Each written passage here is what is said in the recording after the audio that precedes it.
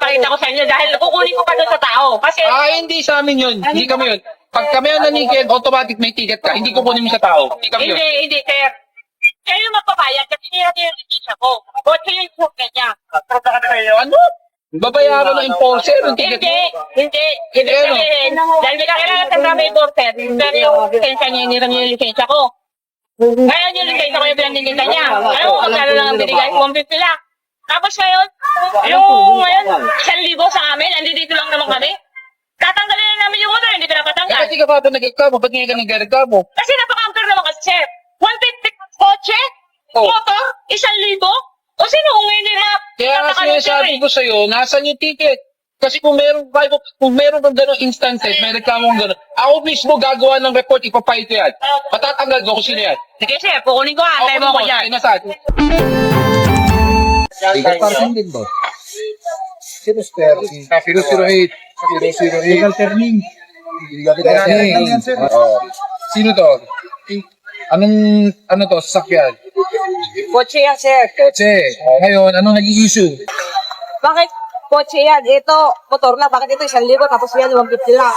Illegal parking din Sa iba naman yung yan kotse? Hindi. Bakit? Ikaw ba to? Ayun. Palit lang. Yun, question. Bakit? Ba't lisensya ko yung kotse? Kasi nga nakiusap na. Dahil nakakilala nila yung Blue Boy. Kaya yan ang inaano ko, sir. Bakit kasi gano'n na, pagkakilala mo yung Blue Boys, pwede kang gagawan lang ng kung ano lang na, pwede ipataw na mababa lang na. Eh, sana nagreklamo ka ha? Tapos ngayon, sa akin, 1,000. Diba? Kasi ka illegal parking ka. Aminado ka doon. Aminado ako doon, sir. Pero nga, siyempre, napaka-power lang. Ito ngayon, pangalawa. Ba't ka pumayag na umiram lisensya? Dahil nga, sir, siyempre, taga-rito ka lang naman eh. Pangikisama ko lang, diba? Ang problema nga lang, sir, kasi Boss, pakinig ka. Hindi sa batas. Hindi pwede ka ipahiram ang lisensya. Paano yun? Nakita na sabi ko sa'yo. Pinahiram mo yung lisensya mo. Hindi mo yung ticket na yun. Sa'yo pa. Boss, kahit pakikisama, walang problema. At tandaan mo, lisensya, it's a legal identity that can be used against you in court. sir. Diba? So ngayon, bakit ka, tanong ko sa'yo ngayon, bakit ka pumayag hirap ang lisensya? May matiket sa iba yun. Sino ba yung pinahiram mo ng lisensya? bawal ako dyan. Bawal yung boss. Alam ko pa pwede ka nakasuhan. Kasuhan doon. May ginagawa. Hindi. Sinasabi ko siya ito ko. Oo, sir, alam ko yun. Kaso nga lang, siyempre, kasi diba, kahapon kasi operation kayo dito. Operation dito kahapon. Tapos ngayon, nakaparada lang ako dito dahil umuwi ako galing ang pagdating ng asawa ko. Ngayon, nakaupo ako dyan. Dahil nga, siyempre, hindi mo po pwedeng iwan yung motor mo dahil nag-operation nga, di ba? Ngayon, nangakailang kasi, napaka-amper lang yung ticket. Ayun, Kasi ito tanong ngayon, ko sa'yo. kasi, Ito tanong ko sa'yo.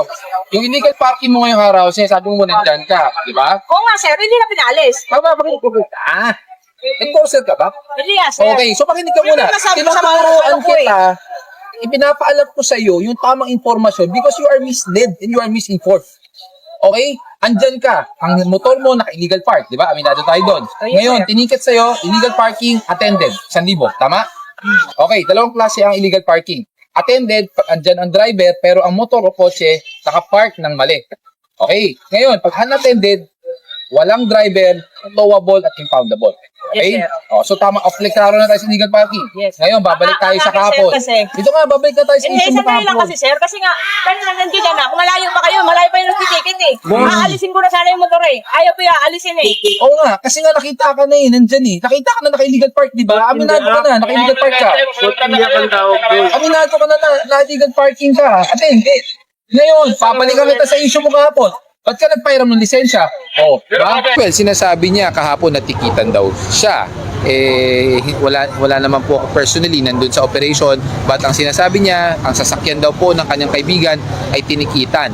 Ngayon, ang kino-complain niya, ang tiniket daw po mas mababa. So ngayon, ang tinatanong sa kanya, kung ganun, bakit hindi ka nag-complain kahapon? Then malalaman po natin, yung ticket pala na issue sa kanyang lisensya at pinahiram lang niya ang lisensya niya sa ibang tao, which is bawal po yun. That's already there could be a chance of stolen identity kung sakasakaling magkaroon po ng bulilyaso, aberya po yan. Yun po yung pinapaliwanag ko sa kanya. And ngayon naman po, natikitan siya ng illegal parking, sinasabi niya, andyan naman daw siya, nakita na siya, bakit daw tinikitan? Kaya pinapaliwanag ko sa kanya, ang illegal parking, dalawang klase po yan. Meron tayong unattended, which is pag wala pong driver, at attended kung andyan po ang driver. And as long as nasa maling paradahan po ang sasakyan o ang motor. So, we always give a benefit of a doubt sa ating mga kababayan. No? Kaya nga po sinasabi ko sa kanya, ipapaliwanag ko muna sa'yo. Hindi naman kailangan idaan sa pataasan ng boses or init ng ulo yan eh. Kami naman po, ang aming ahensya, pinapatupad namin ng maximum tolerance, and aside from that, we always give the benefit of a doubt. Kami po, ang ating mga enforcers, we always put ourselves dito po sa shoes ng ating mga nahuhuli. At iniintindi natin sila, bakit po sila, yun nga po, minsan uminit ang ulo, but tayo po, our goal is to explain it to them at ipaliwanag kung anong pagkakamali po nila at ipatupad po ang batas ng patas. Naintindihan naman po siguro niya. Yun nga lang po, syempre bilang tao, mahirap din po tumanggap ng pagkakamali. Yan po yung isa sa ating, kumbaga, lahat naman po tayo, minsan may ganong hindi natin matanggap yung pagkakamali natin. But at least tayo po, napaliwanag natin sa kanya, sana po, nagkaroon ito ng dagdag na kaalaman para sa kanya. Yan ang ating Bravo Balita. Salamat sa panonood. Follow at subscribe at like na po kayo sa aming Facebook, YouTube at TikTok channel.